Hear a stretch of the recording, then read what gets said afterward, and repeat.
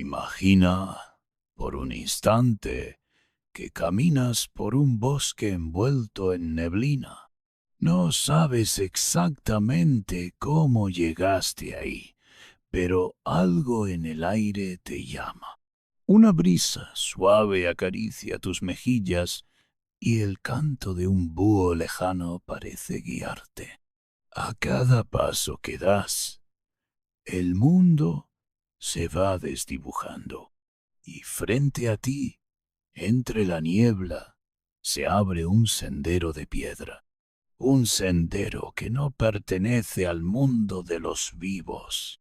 Bienvenido, estás entrando al inframundo griego, una tierra antigua, profunda, misteriosa, donde habitan las almas, los mitos, los dioses y los recuerdos de los que alguna vez vivieron. Hoy, mientras tu cuerpo se relaja y tus ojos se cierran poco a poco, te contaré toda su historia. Antes de que un alma pueda adentrarse en el inframundo, debe encontrar su entrada. No se trata de una puerta visible, ni de un sendero marcado por señales. No hay mapas ni advertencias, solo una sensación, un susurro tenue que te envuelve en cuanto la vida se apaga y la última exhalación abandona el cuerpo. Los antiguos griegos creían que, al morir, el alma no desaparecía, sino que simplemente se despegaba, como una bruma sutil que se eleva del cuerpo dormido. No había dolor en esa separación, solo una ligera sacudida interior, como quien se despide de una casa en la que ha vivido por muchos años. Y entonces comienza el viaje. Ese trayecto no es físico, sino espiritual, intangible y sin embargo más real que cualquier caminata bajo el sol. La conciencia despierta en un lugar entre mundos. No se ve con los ojos, pero se percibe con todo lo demás. El tacto del alma, el eco de los pensamientos, la vibración del propio ser, el umbral. Eso es lo primero que se siente. Un límite, una frontera invisible entre la existencia y lo que viene después.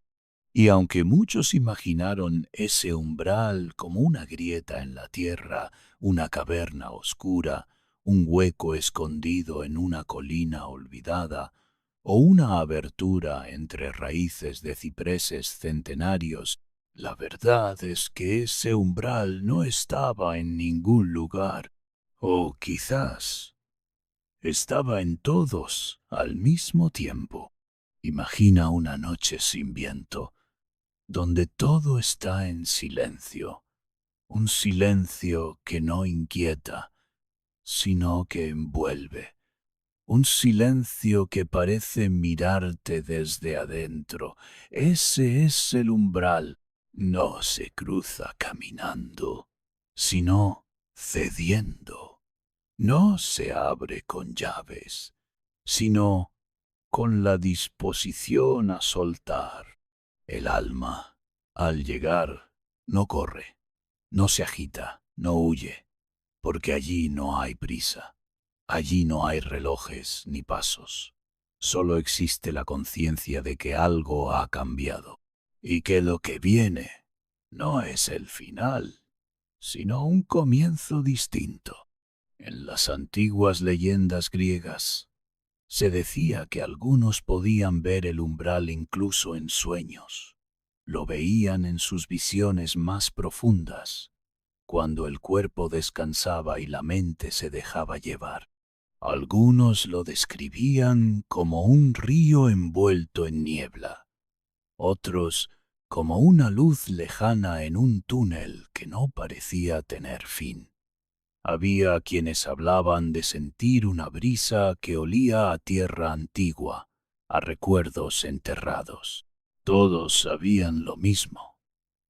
Una vez que estás allí, ya no hay vuelta atrás, pero tampoco hay miedo, porque el miedo es algo de los vivos. Y en ese lugar, lo único que queda es la calma. Es una aceptación serena, una rendición sin derrota, como quien sabe que ha cumplido su parte y ahora solo observa.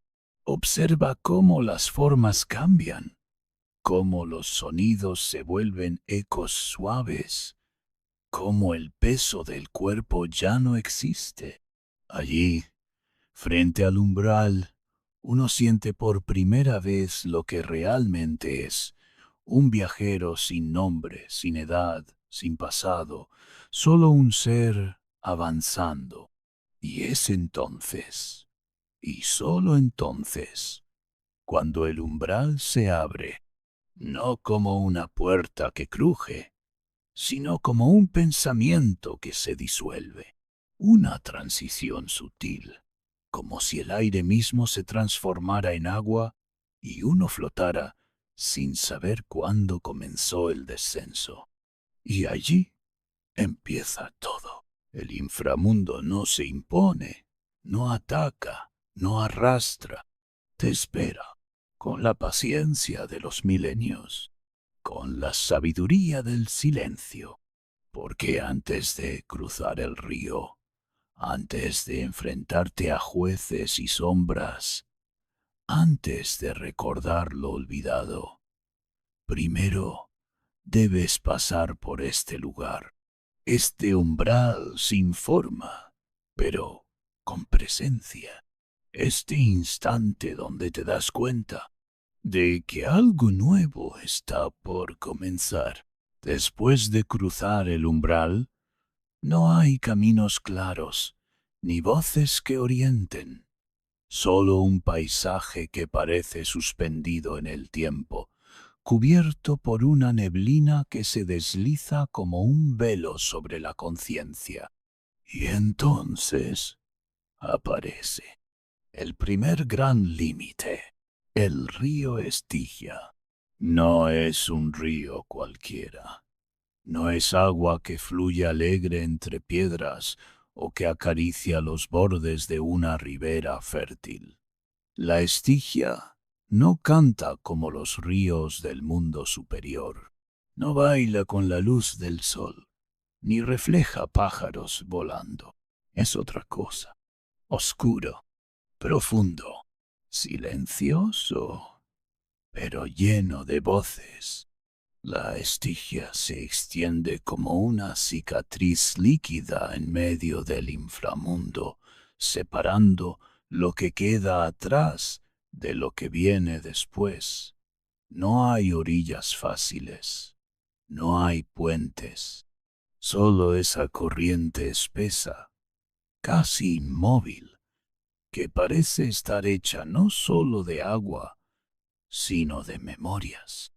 Los antiguos decían que era frío, pero no un frío cualquiera, un frío que no solo tocaba la piel, sino que atravesaba el alma, un frío que recordaba, que pesaba, que susurraba, porque en sus aguas, decían, se entrelazaban las voces de los muertos. No gritaban, no suplicaban, solo hablaban muy quedo, como si compartieran secretos entre ellas, como si contaran historias que jamás llegarían a oídos humanos. La superficie de la Estigia nunca estaba quieta, siempre parecía vibrar, como si algo se moviera bajo el agua, algo que no podía verse. Algunos veían formas, rostros, otros solo sentían que los estaban mirando. Pero por encima de todo, este río era sagrado. no para los hombres, para los dioses. En los antiguos relatos griegos se decía que incluso los inmortales respetaban el poder de la Estigia. Zeus, Hera, Hades, Atenea, todos, en algún momento, juraron sobre ese río, y no era un gesto simbólico. Cuando un dios hacía un juramento sobre la Estigia, ese compromiso quedaba grabado en la propia estructura del universo.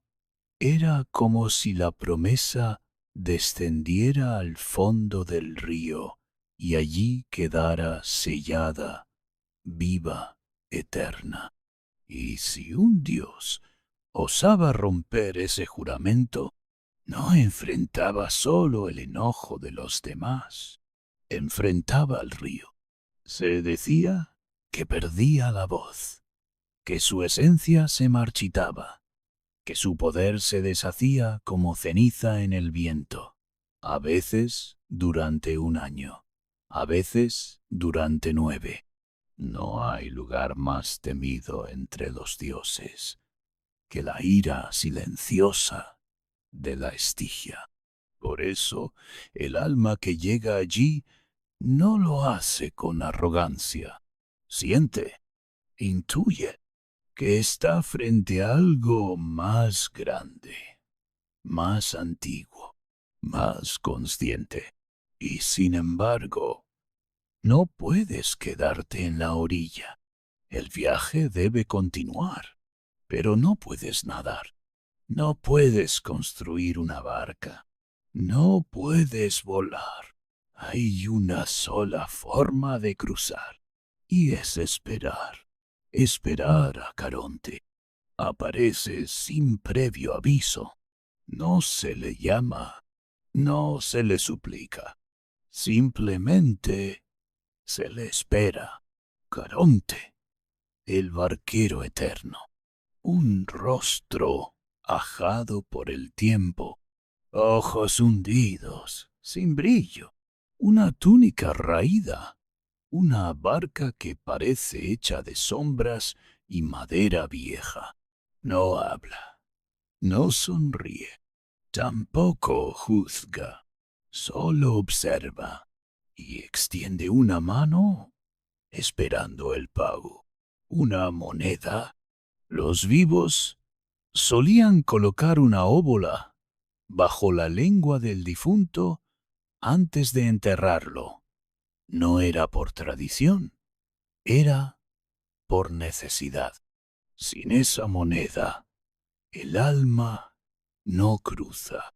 Muchos quedaban atrapados en la orilla, vagando sin rumbo, olvidados entre el umbral y el río. Ni vivos ni muertos, solo suspendidos. Pero si el alma lleva su moneda, Caronte la toma, la observa un instante y le permite subir. El viaje por la Estigia no es largo, pero se siente eterno. La barca avanza lentamente, casi sin tocar el agua. Algunos sienten que no se mueve, pero sí lo hace, muy despacio, muy profundamente. Y mientras la cruzas, algo cambia. No es el paisaje, no es la distancia, es algo dentro de ti. Una comprensión silenciosa de que el mundo que conociste ha quedado atrás para siempre y que del otro lado del río ya no eres quien fuiste. No hay nombre, no hay edad, solo hay presencia. La Estigia no olvida, y lo que cruza sus aguas tampoco. Por eso, cuando la barca toca la otra orilla, no hay alegría ni miedo, solo hay silencio y la certeza de que el viaje continúa. En la penumbra del inframundo, donde la neblina se confunde con el tiempo y los susurros son más antiguos que cualquier palabra, habita una figura solitaria. Caronte no es un dios, no es un espíritu vengativo, no es un juez ni un guardián, es solo un barquero, pero no cualquier barquero. Él es el único capaz de cruzar la vasta extensión del Estigia, el único autorizado para llevar a las almas desde la orilla del mundo hasta la sombra del más allá. Y sin embargo, no habla. Jamás ha pronunciado palabra alguna, porque Caronte no necesita hablar. Su silencio es profundo, denso como el río mismo, y cuando estás frente a él no hace falta ningún diálogo. Su presencia basta. Es como si su sola figura dijera todo lo que necesitas saber, como si su mirada, aunque no mire exactamente, te atravesara sin esfuerzo, sin juicio, sin emoción. Sus ojos no se posan en el rostro ni en la forma. Miraban más allá de tu historia, más allá de tu nombre, más allá de tu pasado. Caronte ve lo esencial, y lo esencial no necesita explicaciones.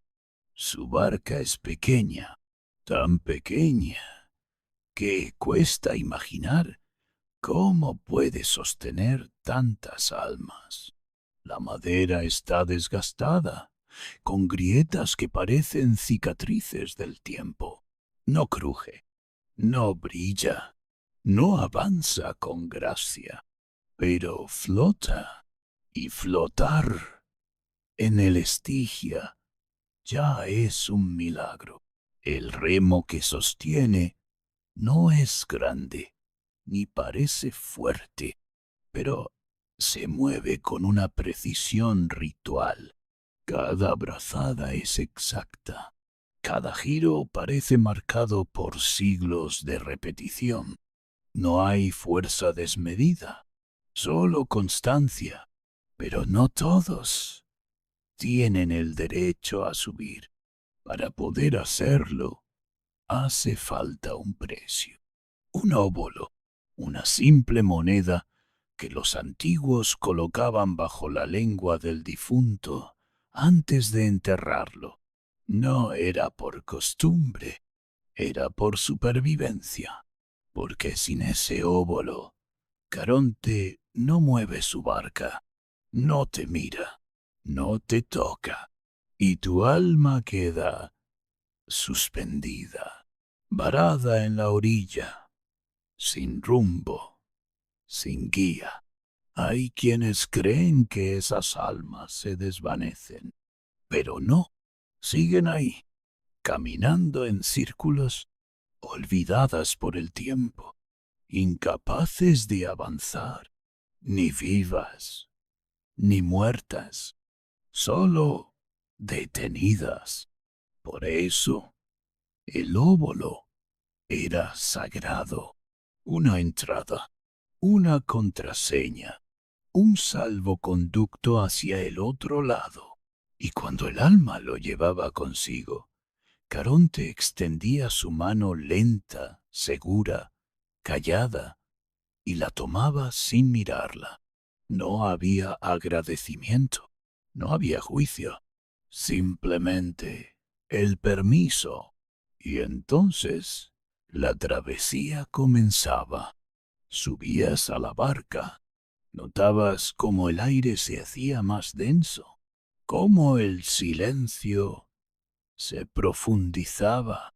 El río Estigia ya no parecía un líquido, sino un espejo oscuro. Las aguas no hacían ruido, no salpicaban, no reflejaban nada, solo estaban allí, profundas, eternas, inmóviles. El único sonido era el leve chapoteo de los remos, un sonido hipnótico, constante, como un reloj que no mide el tiempo, sino la eternidad. Y mientras la barca avanzaba lentamente, la mente del alma comenzaba a soltarse, no por miedo, no por angustia, sino porque, al cruzar la Estigia con Caronte, todo empieza a disolverse. Los recuerdos se vuelven ecos, las emociones, neblina. El yo, un susurro que se aleja.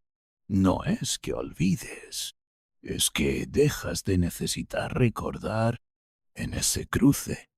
Te das cuenta de lo liviano que puede ser existir cuando ya no cargas con el peso del tiempo, del cuerpo, de los deseos. No hay conversación, no hay dirección, solo flotar y rendirse. Caronte no dice a dónde vas, no lo anuncia, no lo señala, simplemente te lleva, porque ese es su papel desde siempre y para siempre. Y cuando por fin llegas a la otra orilla, no lo notas de inmediato, porque el lugar al que llegas no se presenta con fanfarrias ni con luces. No hay bienvenida ni rechazo, solo una nueva tierra, un suelo que no cruje, un aire que no huele, un horizonte que no se acaba. Y Caronte, sin decir nada, gira su barca y regresa por otro más. No te mira, no se despide, pero tú sabes que ya estás del otro lado. Y allí empieza el siguiente paso del viaje. Del otro lado del río, cuando la barca de Caronte toca la orilla y el alma desciende en silencio, hay un momento de quietud. El aire es más denso, más espeso. No hay brisa, no hay sonido, solo una sensación que se extiende por todo el lugar, como una presencia que lo observa todo sin moverse. Y entonces se siente, antes de verlo, se siente. No es miedo, no es amenaza, es respeto. Allí está él, Cerbero, el guardián del inframundo, un ser cuya mera existencia parecía esculpida por el deber, un perro gigantesco, colosal, cuyos pasos no se escuchaban, pero que hacían temblar el suelo que no debía temblar. Cerbero no era como los perros de la tierra. No ladraba sin motivo, no gruñía por costumbre, no buscaba ni compañía ni caricia. Su cuerpo era oscuro como la noche sin luna, sus patas, como columnas antiguas, sostenían su inmensidad sin esfuerzo. Pero lo más sobrecogedor eran sus tres cabezas, tres cráneos colosales, tres pares de ojos, y cada uno veía distinto. La cabeza de la izquierda, decían, podía ver el pasado, no el pasado del mundo, sino el de cada alma, cada decisión, cada error, cada sombra arrastrada. Nada escapaba a su mirada. La cabeza del centro, en cambio, vivía en el presente. Sentía lo que el alma era en ese momento exacto. Si venía con paz o con rencor, con entrega o con lucha. Y la cabeza de la derecha, la más enigmática, Veía el futuro, o lo que el alma estaba destinada a vivir dentro del inframundo, lo que quedaba de su esencia, lo que aún no había sido revelado. Juntas, estas tres cabezas no discutían, no emitían sonido, solo observaban y decidían. Cerbero no juzgaba. Eso no era parte de su tarea. Tampoco atacaba por impulso. Tampoco se movía por capricho. Era un centinela, un testigo, una frontera viviente. Y su deber era claro. Ningún vivo podía entrar. Ninguna alma podía salir. Solo los muertos tenían permiso para cruzar y solo en una dirección. Los antiguos decían que si un vivo intentaba colarse, Cerbero no lo toleraba. No necesitaba perseguir ni olfatear. Lo sabía de inmediato. Y entonces sus colmillos eran como lanzas del inframundo. Su rugido, un trueno que hacía temblar incluso a los dioses menores. Pero con las almas era distinto. Cerbero no era cruel, no era enemigo de los muertos. Cuando un alma llegaba y no representaba amenaza, él simplemente se hacía a un lado, como si reconociera su paso, como si entendiera que esa alma ya no era una chispa rebelde, sino parte del equilibrio. No hacía falta palabras, ni ruegos, ni señales. Cerbero solo miraba, y si su juicio silencioso era favorable, su cuerpo inmenso se abría como una puerta viva, y el alma podía seguir adelante. Muchos se preguntaban cómo un ser tan feroz podía ser también tan sereno. La respuesta estaba en su propósito. Cerbero no vivía por sí mismo, vivía para custodiar. No tenía ambiciones, ni ego, ni dudas. Solo existía para guardar el límite, y en ese límite todo tenía su orden. Nada se escapaba, nada irrumpía, nada volvía. Una vez que el alma cruzaba bajo su mirada, sabía que no habría retorno. Ese era el momento en que la aceptación se volvía completa, el instante en que incluso los más tercos comprendían que todo lo anterior ya no tenía peso, ya no importaban los logros, ni las batallas, ni los nombres. Solo quedaba el paso adelante. Y detrás, Cerbero, firme, eterno, inamovible, un guardián que no necesitaba muros ni cadenas, porque su sola presencia era ley. Y así, con su mirada triple, Cerbero permitía el ingreso, no con violencia, no con palabras, sino con la calma inmensa de quien ha visto pasar miles de almas y nunca ha dudado de su deber. Muchos imaginan el inframundo como un espacio vacío, monótono, una simple extensión de sombras eternas, pero para los griegos era un mundo completo, un reino subterráneo tan vasto y complejo como el de los vivos, una tierra con sus propios caminos, con regiones, límites, paisajes y sonidos que no se podían ver, pero que se sentían con cada paso. no era solo oscuridad, era un paisaje de quietud.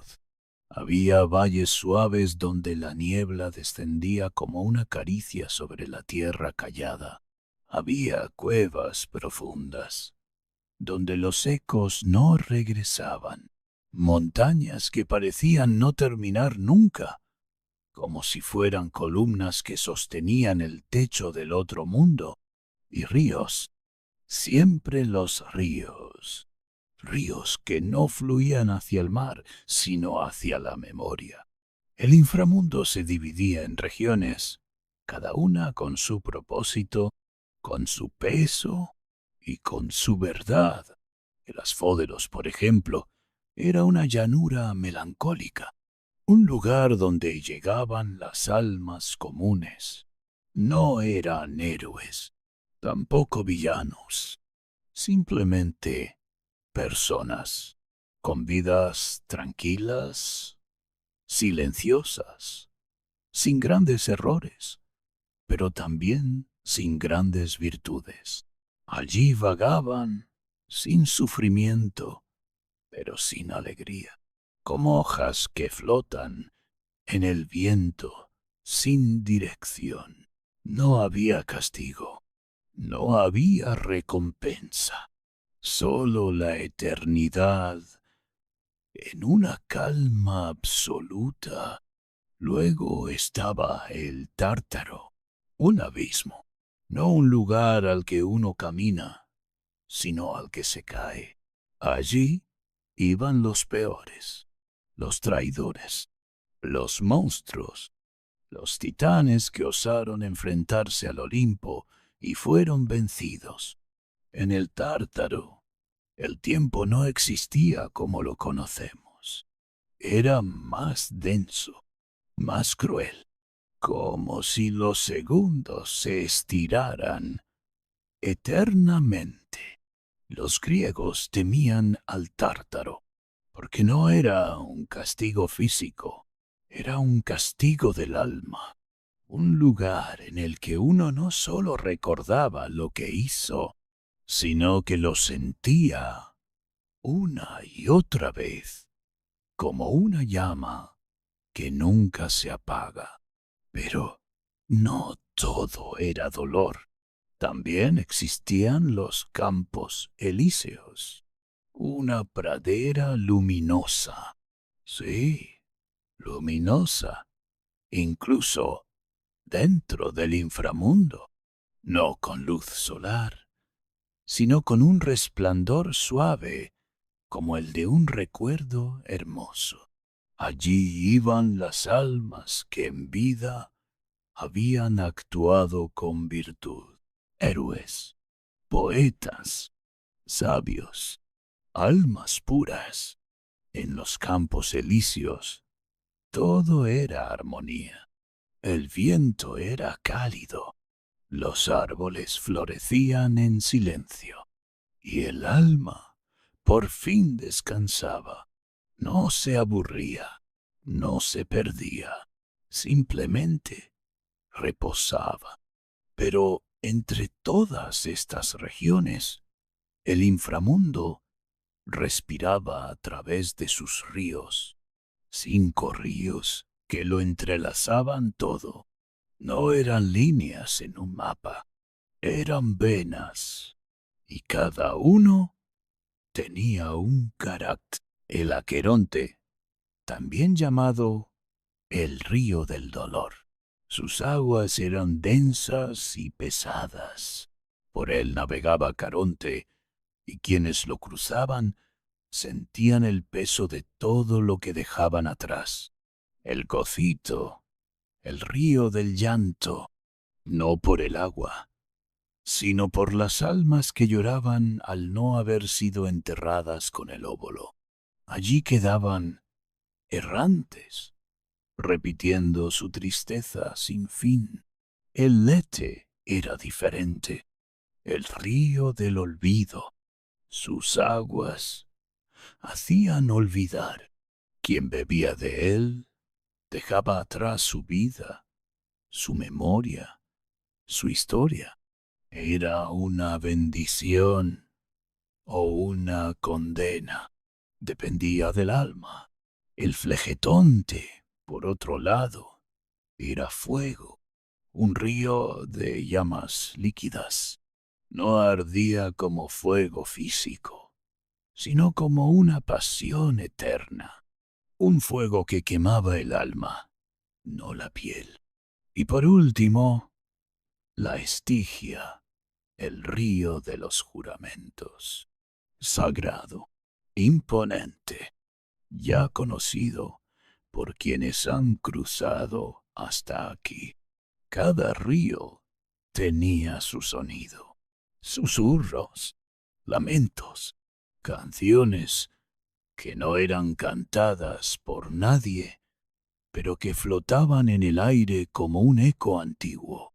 Y entre montañas vacías, valles dormidos y ríos con memoria, el inframundo seguía vivo, silencioso, pero vivo. En el corazón de ese vasto y enigmático mundo había un palacio. No era un castillo ostentoso, ni una fortaleza de guerra. Era un edificio silencioso, tallado directamente en la piedra negra del inframundo, sin ventanas, sin torres, solo una estructura sobria, firme, como una verdad que no necesita adornos. Allí vivían los reyes de la sombra. Hades, el dios del inframundo, no era temido por crueldad, como muchos pensaban. Era serio, justo, implacable, pero no vengativo. Hades no buscaba el sufrimiento, no gozaba del castigo. Su labor era otra, más profunda, más difícil. Él era el guardián del equilibrio, mientras sus hermanos Zeus en el cielo, Poseidón en el mar gobernaban sobre los elementos cambiantes. Hades mantenía el orden de lo eterno, de lo que no cambia, de lo que permanece. No buscaba adoración, ni templos, ni sacrificios. Solo cumplía su función, recibir a cada alma que cruzaba y asegurarse de que encontrara su lugar. Y a su lado, reinando con igual poder, estaba Perséfone, la hija de Deméter, la doncella de la primavera, raptada, según cuentan, pero también transformada. Perséfone no era una víctima. Con el tiempo, entendió que había en el inframundo algo que el mundo superior no le daba: silencio, profundidad, equilibrio. Y aunque cada año regresaba al mundo de arriba para traer la primavera, también elegía volver, porque había encontrado aquí su poder. Juntos, Hades y Perséfone no reinaban con mano de hierro, no dictaban leyes caprichosas, solo observaban y decidían. Desde la calma, desde su trono de piedra oscura, veían llegar las almas. Algunas temblaban, otras caminaban en paz. Y ellos, sin levantar la voz, sabían exactamente dónde debía ir cada una. Eran los pastores de las sombras, los guardianes del equilibrio, y desde su silencioso palacio se aseguraban de que la vida y la muerte nunca se salieran de su curso, porque incluso en el reino más oscuro había justicia, había belleza y había amor, uno callado, antiguo, indestructible, como el de Hades y Perséfone. Ninguna alma por noble o humilde que fuera, pasaba libremente al inframundo sin antes enfrentar su momento más silencioso, el juicio. Allí, en una cámara sin muros, donde el cielo no existe y la tierra parece no tener fin, se alzaba un espacio sagrado. No era un tribunal como los humanos imaginan. No había estrados. No había testigos. Solo una quietud que lo envolvía todo. Y el alma sola, esperando. Allí se encontraban los tres jueces del más allá. Tres figuras que alguna vez caminaron entre los vivos, pero que habían sido elegidas por su sabiduría, por su equidad, por su serenidad eterna. El primero, Minos, antiguo rey de Creta, un hombre que, incluso en vida, había conocido el poder, la ley, la diplomacia, pero en la muerte se había convertido en el último gran sabio. Su rostro era tranquilo y sus ojos veían más allá de las apariencias. No hablaba, porque no necesitaba preguntar. Con solo mirar, entendía. A su lado se encontraba Radamantis, firme y justo. Era la encarnación de la rectitud. No juzgaba con dureza, sino con claridad. Su presencia era como una balanza inmóvil, precisa, equilibrada, imperturbable. No se dejaba llevar por emociones ni por lamentos, solo por la verdad esencial del alma. Y junto a ellos, Éaco, el guardián de las llaves del inframundo. Era él quien custodiaba los caminos, quien abría las puertas según el destino del alma, más reservado, más interior. Éaco no decidía con palabras, sino con gestos, y una vez que las puertas se abrían, no se cerraban jamás. La llegada del alma a este juicio no era dramática, no era una confrontación, era una revelación. Los jueces no gritaban, no interrogaban, solo observaban, y al observar sabían, porque el alma no podía mentir, no podía esconder. Allí, frente a ellos, se mostraba tal cual era, sin adornos, sin excusas, sin máscaras. Cada pensamiento, cada decisión, cada acto estaba ahí, visible, transparente. Y entonces los jueces decidían. Algunas almas eran guiadas suavemente hacia el asfódelos. No habían causado gran bien ni gran mal.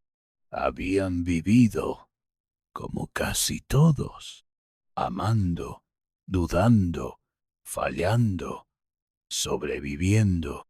Eran almas humanas y ese era su lugar.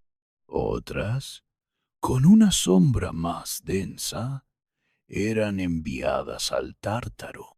Habían actuado con maldad consciente, habían destruido, manipulado, traicionado sin arrepentimiento, y el Tártaro las esperaba, no con fuego, sino con el peso eterno de sus propios actos.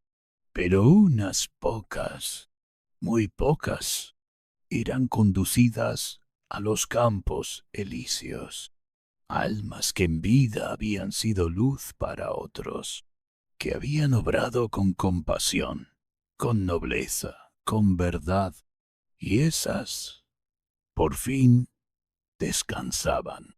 El juicio no era un castigo, era la última gran comprensión, la oportunidad de ver con claridad lo que uno había sido y aceptar.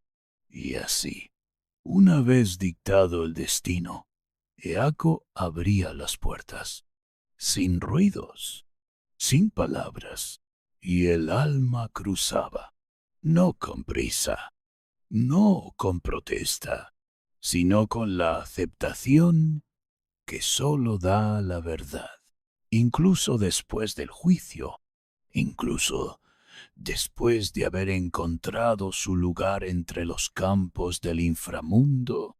El alma aún llevaba consigo algo, fragmentos, pedazos de su vida anterior, recuerdos que, aunque ya no dolían como antes, seguían pesando, ecos de una madre que lloró, de un hijo que partió, de una decisión que nunca encontró perdón, sombras suaves, pero sombras al fin. Y para alcanzar la verdadera paz, el alma debía soltarlo todo. Ahí es donde el río Lete, el río del olvido, aparecía. No era como los otros ríos, no gritaba como el Fleyetonte, no lloraba como el Cocito. El Lete susurraba, un murmullo tan suave que apenas se distinguía del silencio, como un arrullo lejano, como el murmullo de una madre que calma a su hijo en la noche más larga.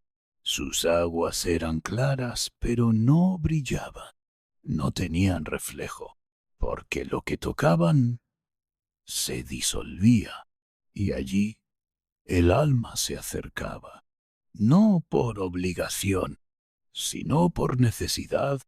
Beber del Lete no era una orden, era una elección de dejar atrás todo. El alma inclinaba su forma, ya casi etérea, y tomaba un sorbo, y en ese instante algo cambiaba. Las imágenes se deshacían, los nombres se perdían, los abrazos, las voces, las promesas, todo se deslizaba como humo en el viento. No había dolor, no había miedo, solo ligereza, como si uno se quitara un abrigo demasiado pesado, como si por fin pudiera respirar sin recordar por qué alguna vez dejó de hacerlo.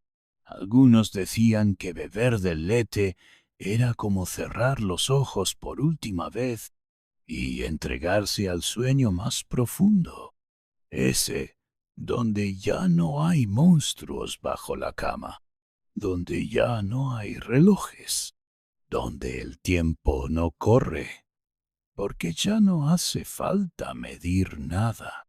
Solo entonces el alma quedaba en paz. No era una paz que se grita, ni que se canta. Era una paz inmóvil, total, como el silencio entre las estrellas, como el espacio entre dos pensamientos. Y ahí, en ese rincón del inframundo, donde el Lete fluye como un hilo invisible, muchas almas encontraron, por fin, el descanso verdadero. No todas las almas encontraban la paz. No todas cruzaban el Lete. No todas reposaban entre flores de los campos elíseos.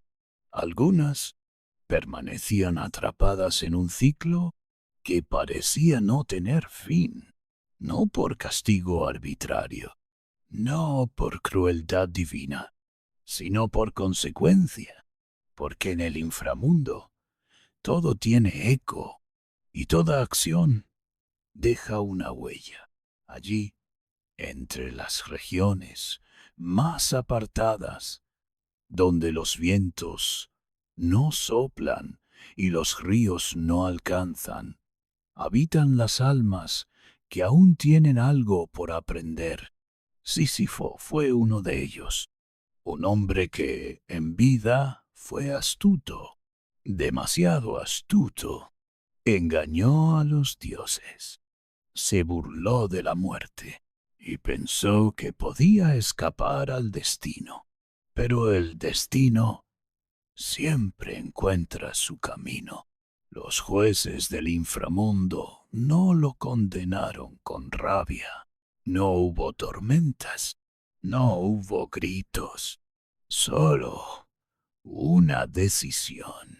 Sísifo fue condenado a empujar una roca enorme cuesta arriba y cada vez que llegaba a la cima, la piedra caía de nuevo, una y otra vez, día tras día, sin final. No había látigos, no había llamas, solo la repetición, porque su castigo no era físico, era existencial, era la lección de que no se puede engañar al universo, de que quien juega con las reglas termina atrapado por ellas. Sísifo no gritaba, no suplicaba, simplemente seguía empujando en silencio, como si en lo profundo de su alma supiera que aún no estaba listo para detenerse. Y luego estaba Tántalo, hijo de reyes, invitado a las mesas de los dioses, y sin embargo, traidor en vida, cometió actos impensables, profanó la hospitalidad divina, jugó con lo sagrado, y como consecuencia fue arrojado a una condena que parecía un sueño cruel. Tántalo fue colocado en un lago cristalino. El agua le llegaba hasta la barbilla. Frente a él, ramas cargadas de frutas dulces.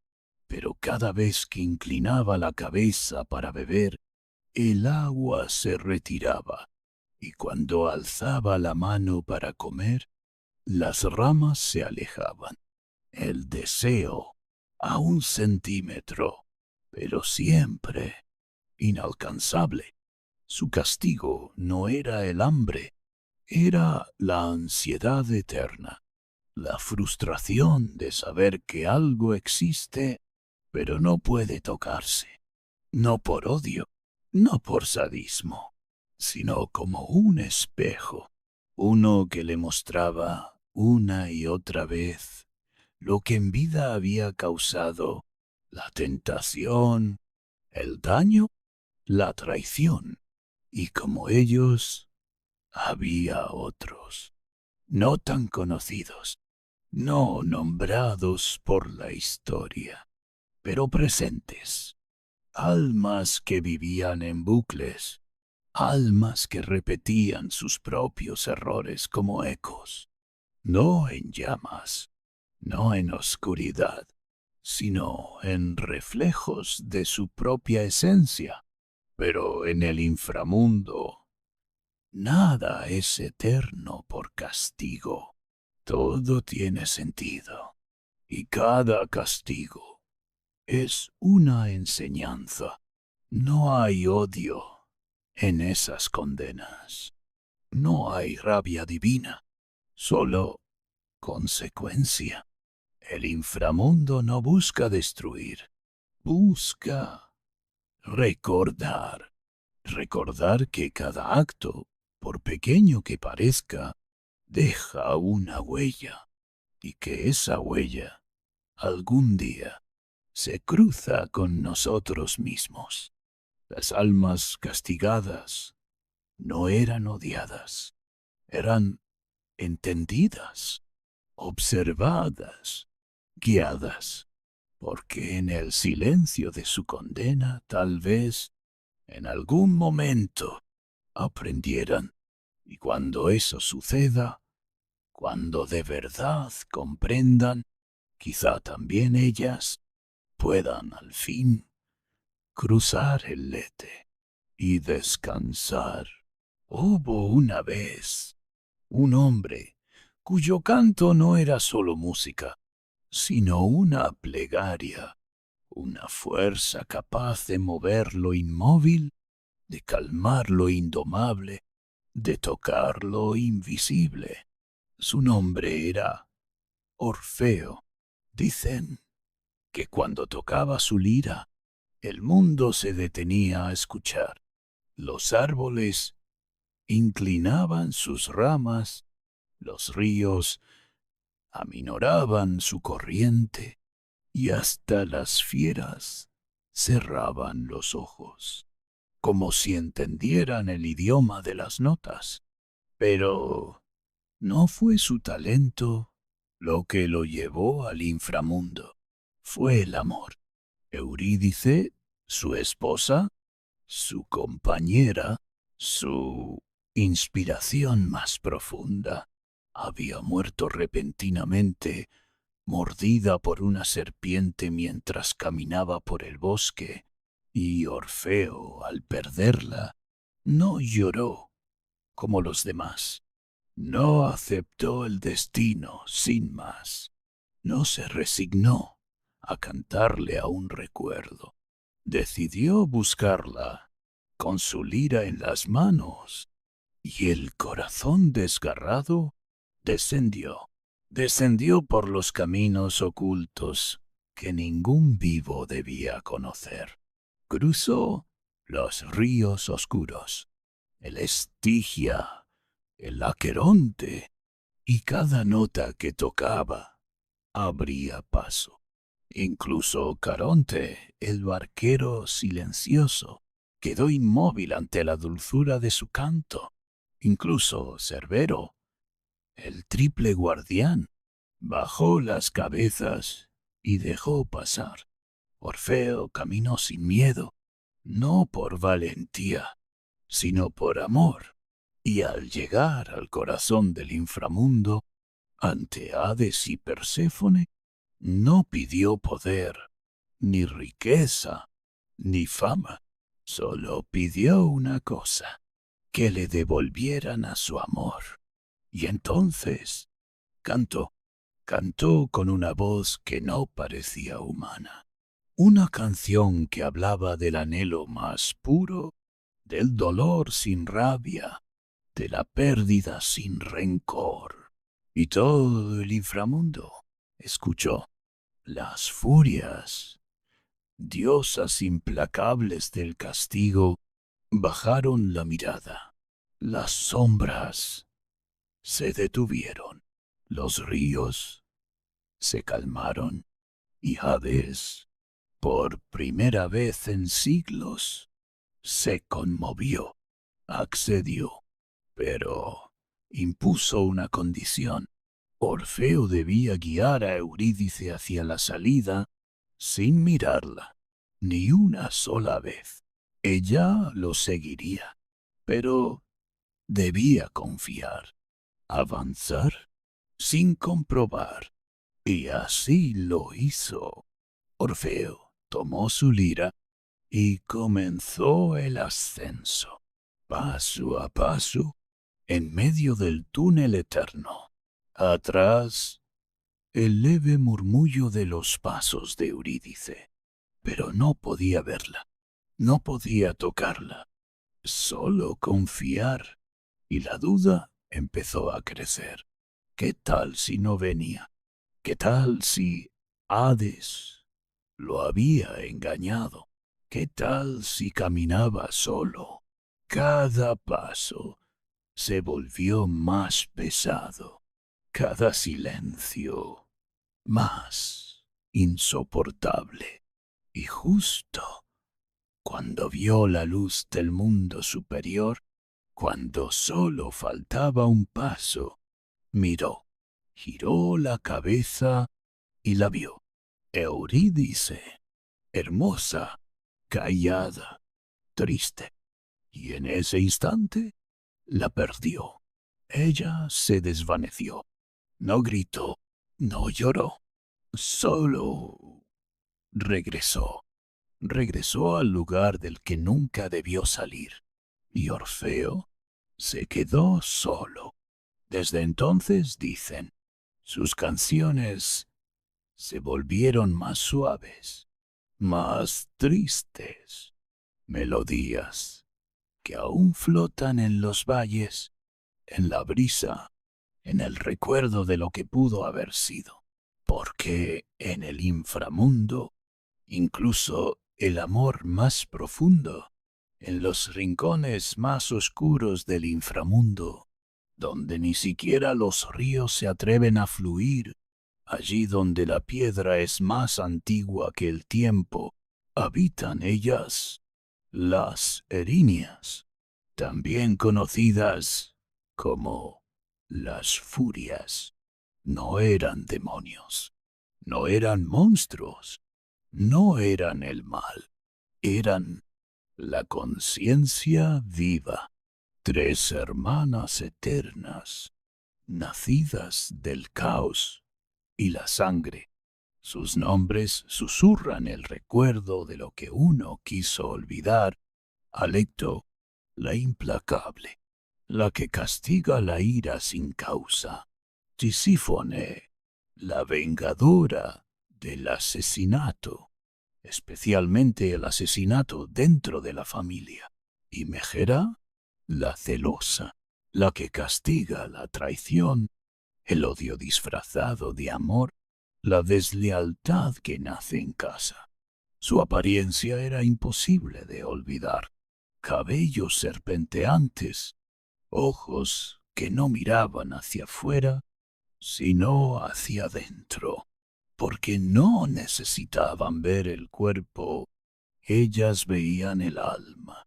Las erinias no hablaban fuerte, no gritaban, no perseguían con cadenas ni lanzas, solo aparecían cuando debían, en sueños, en reflejos, en un silencio que se volvía insoportable, en la culpa que no se apaga. No se podían engañar, no se podían sobornar, porque su tribunal no era externo, era interno. Y si alguien había cometido parricidio o traición de sangre, ellas aparecían, no como castigo inmediato, sino como recordatorio persistente. Estaban allí cada vez que el culpable cerraba los ojos, cada vez que el agua devolvía un reflejo que no quería ver. No atacaban físicamente, solo susurraban. Y ese susurro, más suave que el viento, era suficiente para corroer incluso la mente más fuerte. Pero las erinias no eran vengadoras eternas, no eran odio puro. Ellas también sabían desaparecer.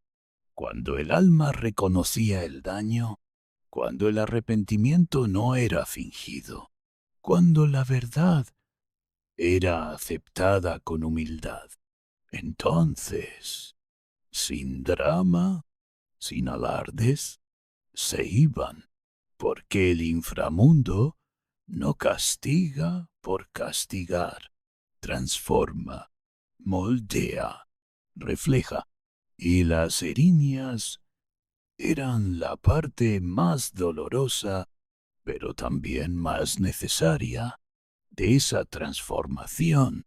No eran maldición, eran consecuencia. No eran enemigas, eran espejos. Y por eso, incluso en su dureza, había algo profundamente humano en ellas. Porque todos, en algún momento, hemos escuchado su susurro. Y así, el viaje llega a su fin. No con un estruendo, no con un grito, no con un portazo que sacude la historia, sino con un susurro, porque al final del inframundo, cuando las almas han cruzado los ríos, enfrentado sus sombras, mirado sus recuerdos, sus dolores, sus decisiones, solo queda el silencio, un silencio que no pesa, un silencio que no asusta, un silencio que abraza. Es como si el alma, después de todo lo recorrido, encontrara por fin un lugar donde puede descansar sin preguntas, sin deberes, sin miedo. Un lugar donde simplemente puede ser. No hay relojes aquí, no hay estaciones, no hay mañanas ni después, solo el ahora, eterno, suave, inmutable. Se escucha un murmullo leve, como hojas secas que ruedan por un suelo antiguo, arrastradas por un viento que ya no tiene destino. Es el murmullo de todas las almas juntas, de todos los pasos ya dados, de todas las lágrimas ya derramadas. ¿Y tú, que has escuchado esta historia? Tú también has caminado, tal vez sin notarlo. Tu respiración se ha hecho más lenta. Tu cuerpo se ha vuelto más ligero. Tu mente más suave. Porque tú también has cruzado un río. No el Estigia, no el Cosito, ni el Flegetonte. Has cruzado el río del sueño. Ese río que cada noche nos lleva a otro lugar, un lugar donde el tiempo se disuelve, donde los nombres no importan, donde los juicios callan y el alma flota.